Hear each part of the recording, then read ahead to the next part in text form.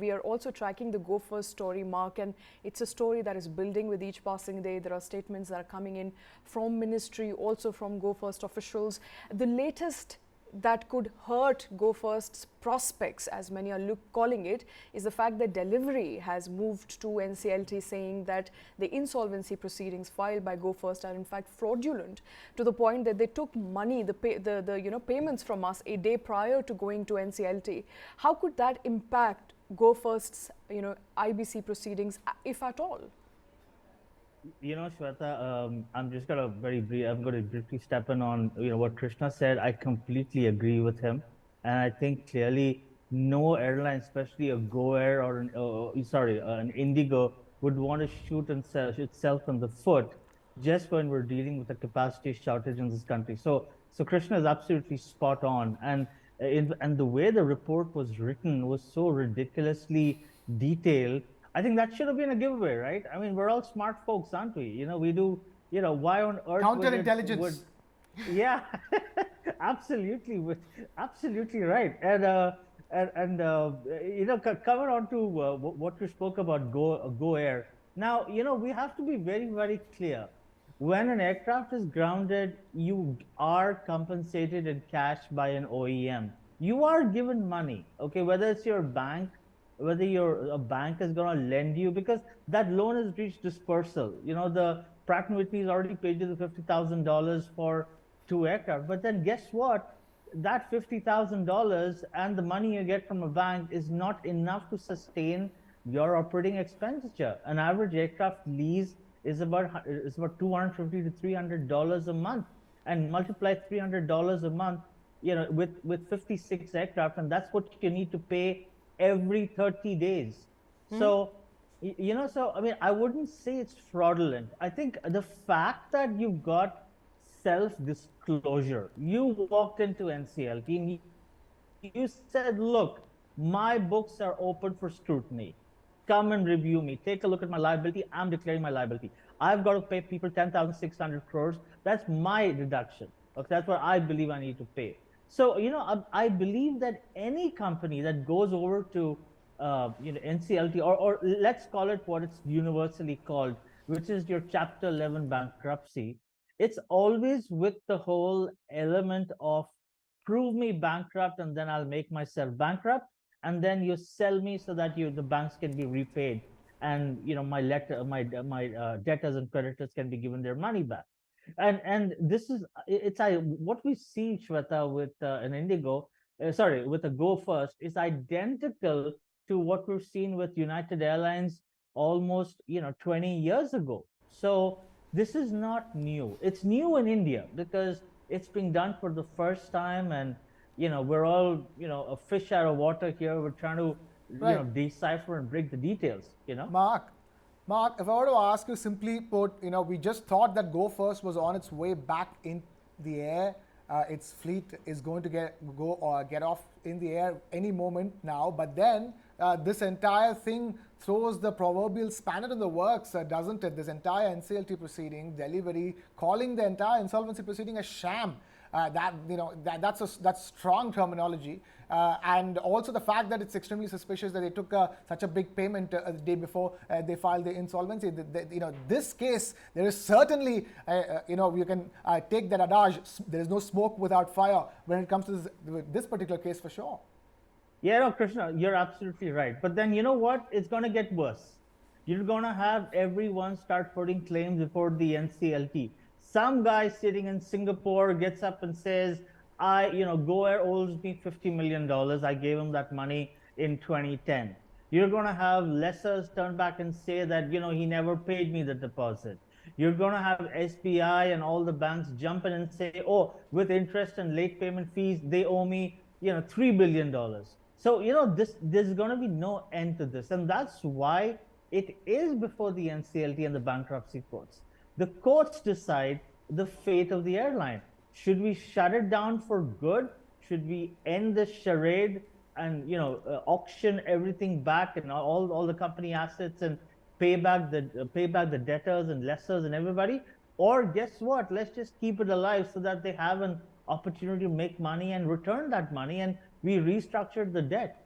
And obviously the latter is true, because in that case, you're giving investors hope that they will, and not just hope, you're giving them an assurance that, you know what, you are going to get paid, hang in there. When you start going into insolvency proceedings, which usually is just nothing but a market auction, if you're owed 10, you probably would be lucky if you get paid a 1.5. And no one is willing to take that much of a haircut, because guess what? We've seen the worst before. We're talking about Go First here. Let's not forget, exactly 12 years ago, we saw a Kingfisher Airlines fold up with 160 aircraft. Now, explain that. We know the debt that SBI owed to Kingfisher. We know how much of money was at play. Now, this has happened before. This is history repeating itself again and again. But Mark, the whole thing was that since they went in for voluntary insolvency proceedings, the hope was that this is the right way of going about it. In fact, we discussed this on the show a couple of days ago. I'm talking about how some people were praising with the fact that they did the right thing. When things got difficult, they sort of bit the bullet, so to speak. But look at how this has turned out into a Pandora's box. Yeah, you used the magic word there. You said the magic word was voluntary. And that's what can get them off the hook here. If I get up and say, guys, I owe you some money, but I'm going to walk into the bankruptcy court and seek bankruptcy protection. Remember, when you're an IBC, you need to be proven to be bankrupt before you're declared bankrupt. Now, how that works is everybody, whoever owes you or whoever you owe money or have anything or any IOUs, that guy is going to show up in NCLT and say, you know what, he owes me this money and I need my money now. So the whole idea with any bankruptcy court in any part of the world is to gain clarity of what the actual liabilities are of the airline, how much is willing to be restructured, how much is the principal amount, and how much should be paid back. Paid back either by the airline or by selling off the airline or by auctioning the airline or by just, declaring it insolvent, selling the airline and its assets for scrap and pay back all the money. So, but to come up with a strong, such a strong accusation of this is a fraud, when you've allowed NCLT and everybody to, come and have a free day with your financials, your balance sheet, your bank balance, your bank records, and all of it. I mean, that takes a lot of guts, right? And it's going to get, like I said, it's going to get even worse. Let's not forget, 3 weeks ago, Shweta and I spoke about how AWG got up and said that, oh, this is going to compromise leasing in India, and India is now going to get in the red list and blacklisted. Well, guess what? What was AWG doing when Kingfisher Airlines folded up 12 years ago? Where was AWG when Jet Airways folded up just about 3 years ago? Where was AWG when SpiceJet couldn't pay back for 56 aircraft? From 56, they came down to 3. Where on earth was AWG? So, again, we're coming back to something which we discussed before, which is everybody is trying to manipulate the situation for his or her benefit. We saw in the case of what happened with that newspaper and that media. How do we stop it? Right? Mark, simple question. Everybody is manipulating the situation. What is the right way of going about it right now? Because it's the customers, the consumers who are suffering. Because one airline in the largely fledgling domestic airline industry of India is down. And ticket prices have gone up. And then we've got a massive tragedy. Right. Ticket prices have gone up even further. That's right. That's right. And guess what? It's not because it's, we honestly didn't need a Go First. The writing was on the wall. We lost 150 aircraft with Jet Airways, so that should have been an alarm bell. And then we saw 50 aircraft of Indigo grounded because of Pratt & Whitney. Guess what? That makes it 200. We saw a TrueJet, we saw a Costa, we've seen, Carnival, 4 airlines fold up. That's another 35 aircraft. We have 20 aircraft of Air and 26 aircraft of Air India, which is grounded. So we already have a negative of 300 aircraft, which are not flying. So it's a no-brainer. The cost of travel is going to not just skyrocket, it's going to reach ridiculously high levels. But where on earth are we trying to soften the blow and make of airline operations a bit more reasonable for people to fly? But there's a very good reason why airlines fail in this country is because they've overburdened it so much that the level of survivability is pretty rough. Okay. Now tell me But something. you know, You hit a, Mark, apologies to come in there. On Delhivery's argument, and they have a very specific argument. They're saying that the airline received an upward of 1.5 crore rupees from the Delhivery domestic cargo consignment, but never acted on it. So essentially, their argument is that we paid up Go First to deliver certain cargo. They knew that they are going to file for insolvency. I mean, these are things you defied well before you actually start doing them or you actually execute it, essentially saying that they took the money from us but never acted on it. So there seems to be some merit there in the arguments that are being made by, the delivery partner, Delhivery in this case. yeah, in all fairness, this if if I'm gonna if there's a payment that gets realized this morning, and I've already put my cogs into action for declaring filing with the IBC in the afternoon, then granted, everything that is in my bank account, with whether it's tickets, whether it's booking for cargo, whether for it's whatever it is, that money gets secured and that has to be paid back no matter what. It has to be refunded, and that's a no-brainer. But 1.5 CR, that's just about $150,000. I mean, that's not even the money you make from one flight. If you do the math, you sell an average ticket at 6,000 rupees into 189 seats. I mean, look at the amount of money you make on one flight alone. And we're talking about 500 flights a day multiplied by 56 aircraft, right? So the quantum is humongous in terms of day revenue that an airline makes. And we all know that you only pay for expenditure and fuel when you have paying passengers sitting in the back of your aircraft and you're about to fly. So is this a severe, grave? Was there a malicious intent by Go Air? Was there a fraud? Was there manipulation? Was there willful, a willful act by Go Air to swindle somebody of a lousy 1.5 CR? Like, really? Is that even something to be talked about? Kingfisher pumped out billions of rupees on fake leasing contracts into islands in Cayman, Mauritius, that we all finally, eventually, when the cat was out of the bag, we knew how much money Kingfisher pumped out and cleaned the whole airline financials and bank accounts dry. Okay, how come we never screamed fraud then, and we're still slugging it out in courts? So if something is wrong, it's wrong. I condemn it, and I'll always condemn it. But there are checks and balances in place, Shweta. If they've taken money from somebody, it will be refunded. Whether it's a kid who wants to travel back to her parents in Roorkee, her 6,000 rupees for a ticket will be refunded. Whether it's whoever it is, if you're owed money, that money comes back to you. It might not happen overnight. It may not happen in a couple of weeks or a month, but it eventually happens, because thank heavens we still have, the International Civil Aviation Authority on top of all of this, who have defined certain conventions that everybody must follow. And the DGCA's primary job is to enforce the ICAO, as we all know, right? So if they need to enforce the ICAO, then they have to execute those refunds at some point in time, even if it means that the NCLT will step in and say, all right, I'm taking custody of all your accounts. I'm refunding all the money back to passengers and cargo and service providers and whatever they are. And then we'll figure what we do with this. Now that decision goes to NCLT. Okay. Before I let you go, last time you were on the show, you gave a timeline as to when you can see or you expect Go First to go back to skies, and it was, if I'm correct, end of June, early July. We are already in it's the 9th of June today, and we know of a plan that has been submitted from Go First to DGCA, Civil Aviation Ministry. They're all looking at the flight resumption plan that Go First has submitted at this point in time. How long before we see Go First going back to skies?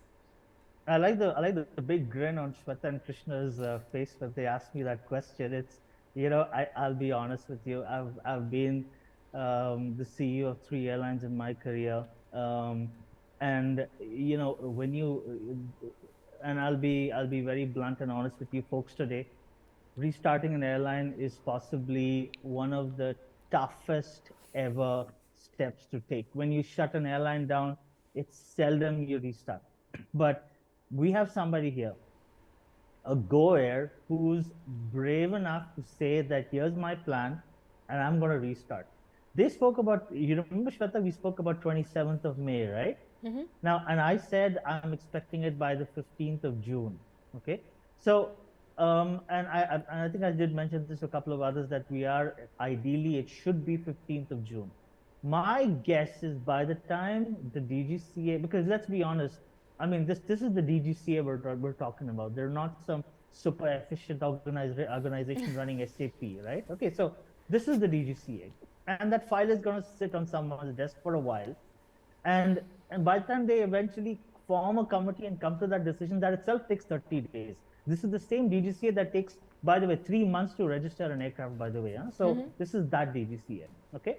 And so if they submitted that application, I think, when was it? I think June 1st or something, they submitted the application. Today we're sitting on the 8th.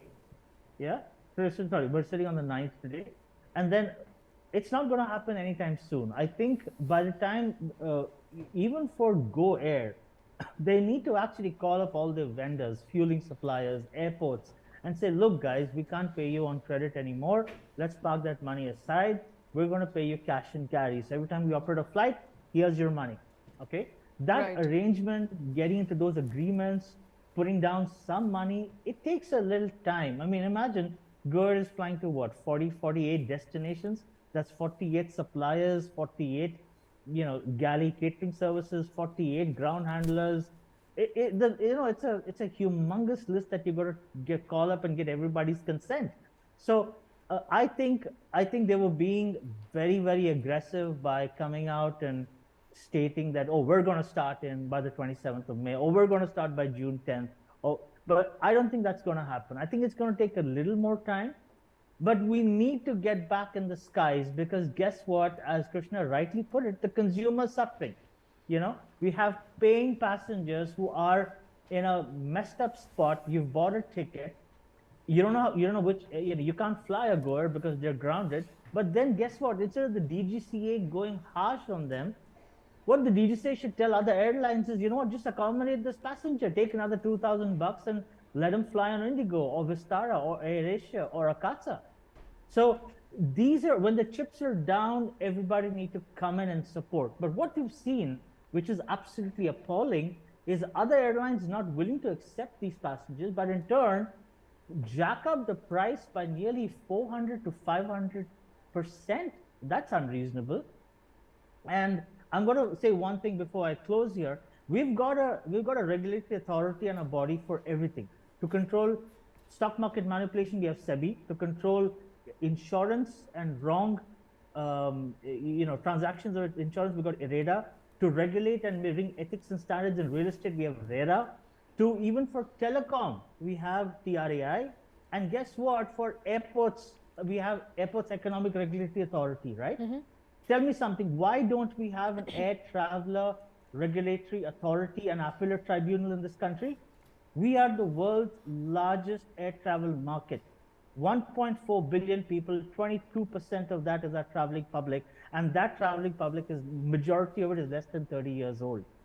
What stops us? Every other country has an air travel appellate tribunal and a regulatory authority.